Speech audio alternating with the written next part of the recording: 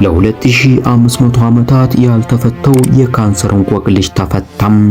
ሰላም የዓለም ድንቆች የዩቲዩብ ቻናል ቤተሰቦች፣ የሰው ልጅ ካንሰርን ለመግደል ሲታገል 2500 ዓመታትን አስቆጥሯል።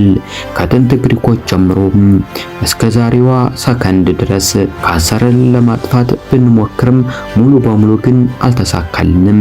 ታዲያም አሁን ሳይንቲስቶች ካንሰርን ለመግደል ከመሞከር ይልቅ ለምን አናክመውም የሚል አዲስና አስገራሚ ሐሳብ ይዘው መጥተዋል። ይህ አዲስ ግኝት ምንድነው? እንዴትስ የካንሰርን ሴሎች ማረጋጋት ይቻላል? ዛሬ በዝርዝር እናየዋለን። ዋና ዋናም ጉዳዮች፣ አንደኛ የ2500 ዓመታት ትግል። ተመራማሪዎች ፕሮፌሰር ሚትራም እንደሚሉት የሰው ልጅ ላለፉት 2500 ዓመታት የካንሰር ሴሎችን ለመግደል ሲሞክሩ ቢቆዩም ውጤቱ ግን አጥጋቢ አልነበርም። አሁን ግን በኬሞቴራፒ እና በጨረር ሴሎችን ከማጥፋት ይልቅም እጢዎችን ወደ ጤናማ ሁኔታ ለመመለስ ወይም ለመፈወስ የሚያስችል መንገድ ተገኝቷል። ሁለተኛም ሚስጥራዊ ክሮማቲን።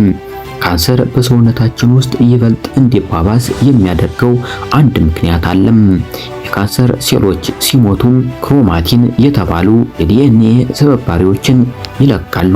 እነዚህ ስብባሪዎች በሕይወት ያሉትን የካንሰር ሴሎች በማነካካት በሽታው ይበልጥ ጨካኝ እንዲሆን ያደርጉታል። ሶስተኛም የመዳብና የሬስፒራቶር ተአምር። ሳይንቲስቶች ሬስፒራቶር በወይን ውስጥ የሚገኝ ንጥረ ነገር እንደ መዳብ እና መዳብን የያዘ እንክብል አዘጋጅተዋል። ይህ እንክብል በደም ውስጥ ያሉትን የካንሰር ስብባሪዎች በማጥፋት የካንሰር ሴሎች እንዳይቆጡና እንዳይስፋፉ ያደርጋል። በሙከራው ወቅት እጅግ አስከፊ የሚባለው የአንጎል ካንሰር ያለባቸው ታካሚዎች ላይ አስገራሚ ለውጥ ታይቷል። አራተኛም ውጤቱና የወደፊቱ ተስፋም። ይህ ሕክምና እስካሁን ምንም አይነት የጎንዮሽ ጉዳት አላሳይም። በአሁኑ ወቅት ጥናቱ በ66 ታካሚዎች ላይ እየተከናወነ ሲሆን ውጤቱ ሙሉ በሙሉ ሲጋለጥ ካንሰር ሕክምናን መልክ ለዘላለም ሊቀይረው ይችላል።